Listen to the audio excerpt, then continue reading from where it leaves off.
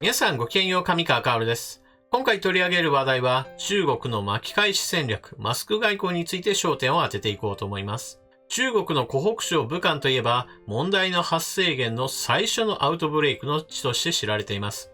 しかし、中国が初動体制が悪かったから、今回のようにそのアウトブレイクが中国国内では収まらず、パンデミック世界的な流行へとつながったのだという批判に対して、中国政府は不快感をあらわにしています。特にアメリカから注文をつけられるとそのことに対して反抗するということが止められないようで、中国の報道官がアメリカの軍人が持ち込んだんではないかといったような反論することすらあります。このような状況が続く中で WHO が流行の中心地がヨーロッパに移ったといったことをきっかけにして中国が逆に世界各地への支援を表明するようになっています。一体何が起こっているのか見ていきましょう。それでは今回のニュースはこちら。中国のマスク外交のその先兵として考えられているのが中国小売業最大手のアリババグループ創業者ジャック・マー氏です。ジャック・マー氏は現在世界各国にマスクや検査キットの配布などを行っており、その度に中国と世界の人々が手を携えてこの困難に立ち向かおうというメッセージを発し続けています。しかし彼の行っている行為は果たして個人的な思いでやっているのか、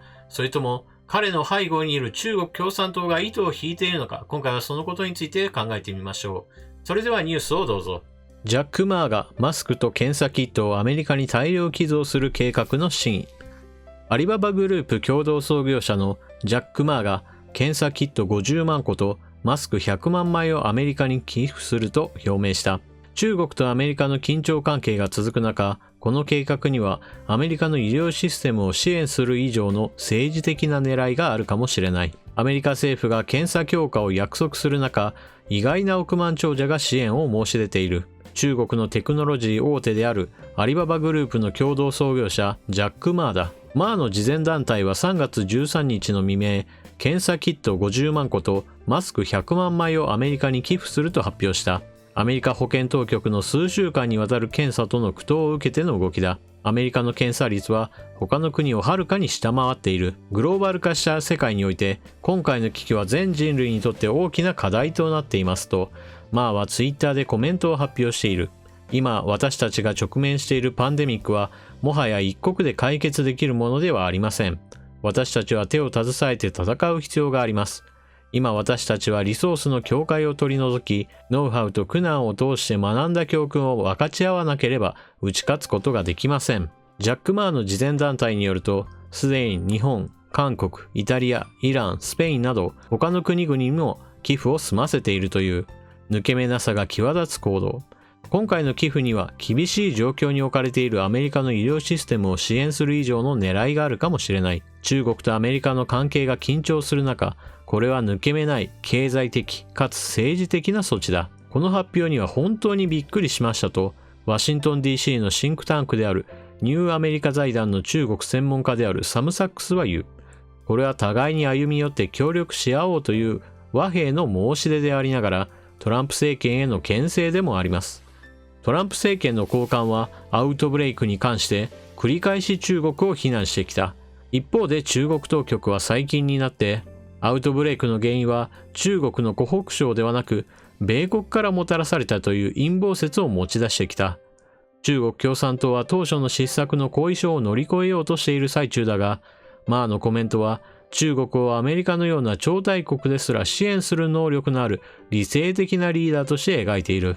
ジャック・マーの行為は非常に寛大であると同時に政治的に抜け目がありませんと、ハーバード大学の中国サイバー政策イニアシティブでリサーチディレクターを務めるジュリア・ブーは指摘する。不透明な中国政府の関与。マーが寄付を約束した検査キットが実際にアメリカ内で使用できるかどうかについては誰も言及していない。アメリカ食品医薬品局 FDA は現在、国や地方の研究所が自身の検査キットを認証することを許可している。認証すれば CDC の検査キットに頼ることなく自身の検査キットを利用できる。マーが寄付するという検査キットも同じ方法で認証される可能性があるが、その計画があるかどうかは不透明だ。FDA にコメントを求めたがすぐには回答が得られていない。アリババの広報担当者もどのタイプの検査キットを寄付するかについて詳細を答えることはできなかった。また、マーの寄付が中国政府にどう関係する可能性があるのか、あるいは寄付の決定に中国政府の関与があったかどうかも不透明である。中国はアメリカに対してますます強硬な姿勢をとっているが、検査キットとマスクは中国をパンデミックの解決における指導的な役割を果たす国家と位置づけるストーリーにぴったりはまる。この記事の中においてはアメリカに対する寄付、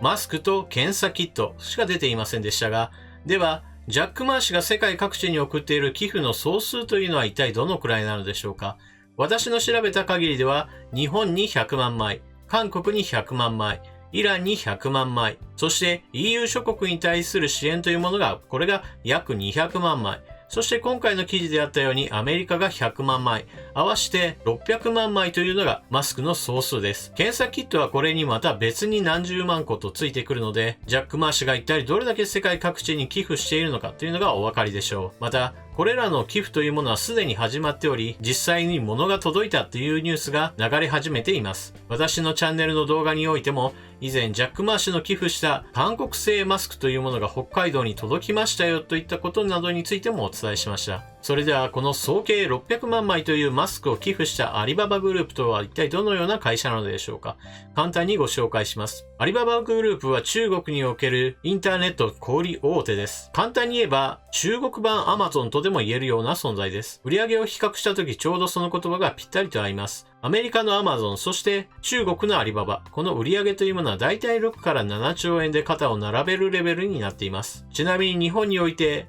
有名なインターネット上のショッピングサイトといえば楽天がありますが、楽天の場合は売上が1兆円ほどです。ですから、アマゾンやアリババというのが6兆円から7兆円という売上高というのがどれだけすごいかというのがお分かりになるでしょう。しかし、アリババグループは様々な業種には進出しているものの、決してマスクメーカーではありません。ですから、マスクを600万枚調達するというのは並大抵のことではなかったはずです。ましてや、中国においてマスクというものは大量に生産されてはいるものの、同時に人口も多いため大量に消費されており、決して潤沢にあるわけではなかったはずです。そのような状況にあって、600万枚を他国に寄付するために調達するというのは、明らかに中国政府が何かしら介入するはずです。そのようなことは簡単に想像がつくわけですが、だからこそ今回のジャック・マー氏がこれほど大量にマスクや検査キットを調達しているというのは、中国政府に何らかの関係があると考える方が自然だと私は思います。また、このような寄付行為を行うというのはあくまでも売名行為だというふうな指摘をする方もおられるのですが、一つ問題があります。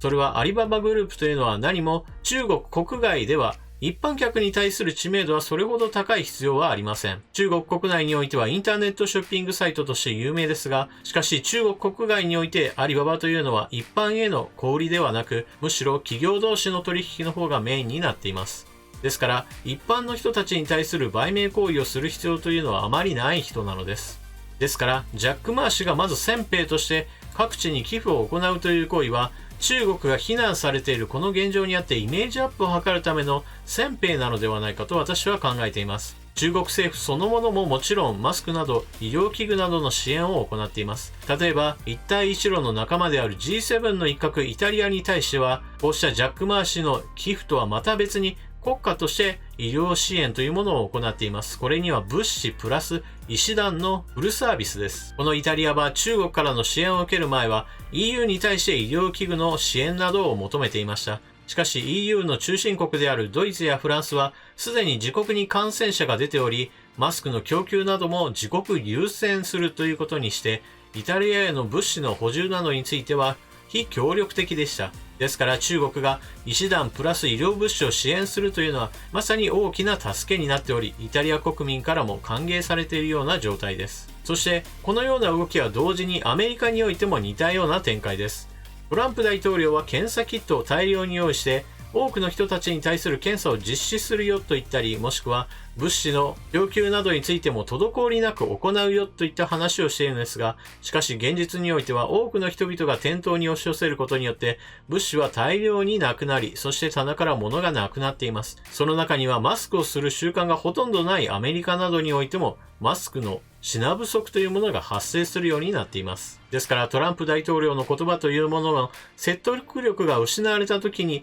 ジャック・マー氏がマスクを大量に供給しますよ、検査キットも任せてくださいと現れたというのはまさにイメージアップ戦略としては非常に良いタイミングだったと言えるでしょう。以上のようなことから中国は初動体制のミスに対する非難というものを一気に覆そうとしています。